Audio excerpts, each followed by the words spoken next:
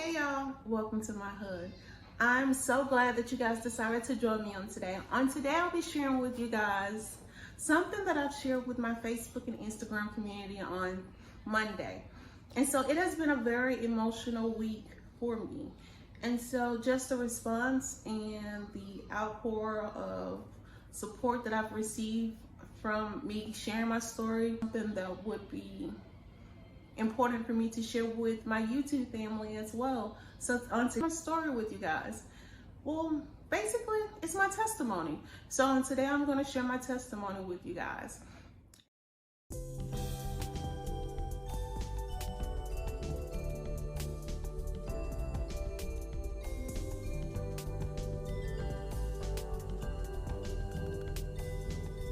And so in 2009, I was hit by a vehicle while working as a police officer. As the car hit me that evening, I didn't feel anything. And I actually thought that I was dead just because I didn't feel anything. I didn't feel anything, and I knew that I should feel something. I should feel pain because a car just hit me. And so I thought I had died and I was actually like, but in reality, it was my body had gone into shock from the impact from the vehicle. As the other officers rushed to me and to assist me, as I laid on the ground, all of them standing around me, and I'm asking them, begging them to, just help me up. Help me get up, help me get up. Everybody's just standing around, no, we can't help you up.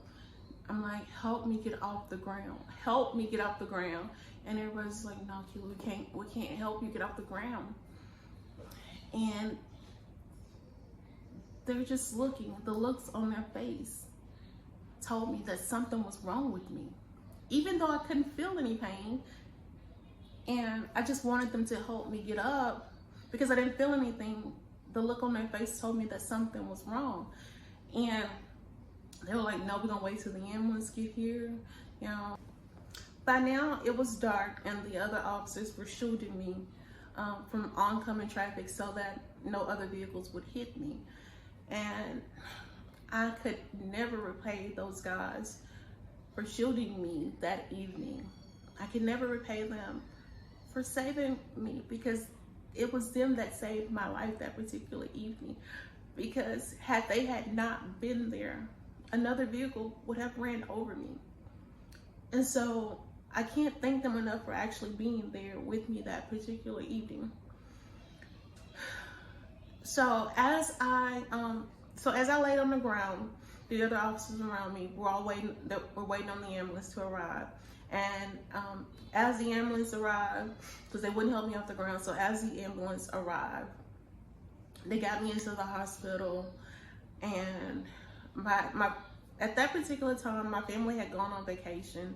They were going on vacation on a camping trip, so they were out of town. And so I'm like, call my mom, call my granny, that sort of thing, call my aunt. And because I was there, and I'm like, and so as I got into the hospital and into the emergency room, and the emergency room doctor started to work on me, I'm like, what's going on? What's wrong? And so I lift up my head, and as I lift up my head, I could see that most of my thigh was gone. And so what happened was that the headlight from the vehicle cut some of my thigh off. And so when it cut off my thigh, so they're all blood everywhere, I'm looking, and so they were like, we gotta get the surgeons in, we gotta get the on-call surgeons in. And so I don't remember anything else until the next day. The next day, I woke up and I was in extreme pain. My family was all there. Everybody, my friends were all there. Everybody was there. They were all standing around me. And so when the doctors came in, I'm sure the doctors had probably already talked to them earlier. But when the doctor came in, and when the doctors came in, and he was like, we're not sure if you're gonna be able to walk again. And I was like, you're not sure if I'm gonna be able to walk again. And so I was like, okay, I was like, okay, I'm just thankful to be here. I'm thankful to still be alive, because at that particular time it was Journey. Journey was super young. I think Journey, I don't know, maybe 4 or 5 years old at that time. And so it was just me and him, and he needed me. And so I knew that I was just thankful just to be alive, to just still be here with him. And so my next worry was that on Monday was the day that he started preschool, and I wasn't gonna be there for his first day of preschool. And so, we all think about, being there for our kids the first time that they go to school, the first time that anything that they do first, you always want to be there. And so, again, the only thing that I could think of was that I wasn't going to be there for his first day of school. And so, since I wasn't going to be there for his first day of school, it broke my heart, because, and I was like, my mom was like, no, we'll take care of him. We're going to get him to school. We're going to get him there. Don't you worry about that. But that was my worry, because that's my heart. And so that was my worry at that time, because I'm his mom and I'm supposed to be there on his first day of school. And here I am, unable to walk, unable to do anything in the hospital, while my son is with someone else. And so I spent some time in the hospital. Due to the accident, it messed up. It tore both of my knees up. And so, excuse me. I went into surgery about 4 or 5 times during my hospital stay, due to my thigh. Them trying to graft it, trying to help save the rest of my thigh. So I just kept having to go into surgery for it, because my body was completely swollen, so I couldn't go into surgery for my knees and my legs at that particular time. So after being in the hospital for a period of time, they allowed me to go home with my parents. I could not walk. I went home in a wheelchair. I could not walk. I could not do absolutely anything for myself. My brothers and my sister both would pick me up and carry me to the bathroom, and they would get so upset with me every time I had to go to the restroom, not because they had to carry me, but because I didn't know that I had to go. And they would have to run to try to get me to the restroom, because the restroom was on the other side of the house. And they were like, why you wait till the restroom? I was like, I don't know, I can't hold it, I don't know, I didn't know. They were doing the absolute best that they could. And so, my mom, she did an amazing job taking care of me. My sister did an amazing job taking care of me. They would try to take me places. I wasn't able to wear pants or anything like that. My mom had went on about me a few dresses, and she would push me in my wheelchair, and I had my machine. I didn't want to go anywhere. I really didn't, because I was embarrassed. Because I was trying to figure out, why did this happen to me? Why do I have to be in a wheelchair? Why I can't walk? Why do I have to keep going into surgery? Why? And so this was the lowest time, and I felt so horrible during this time, and I felt ashamed, because I should be doing stuff other people my age were doing. Instead, I was trying to figure out how to walk. Instead, I was trying to figure out how to go to the restroom by myself. Instead, I wanted to go home.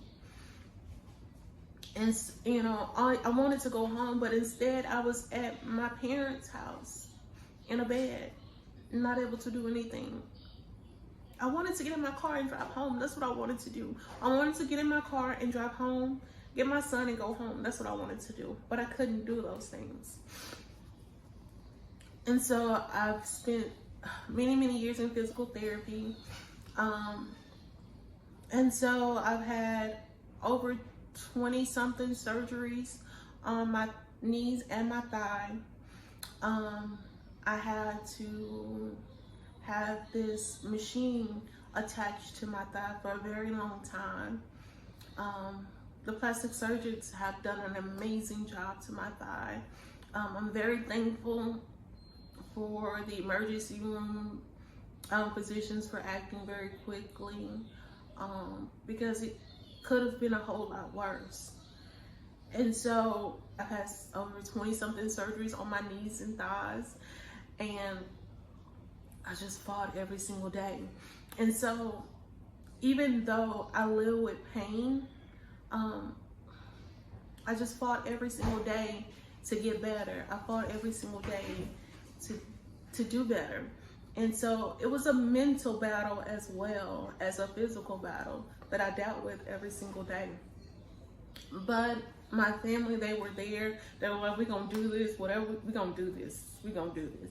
And they were there and we did it.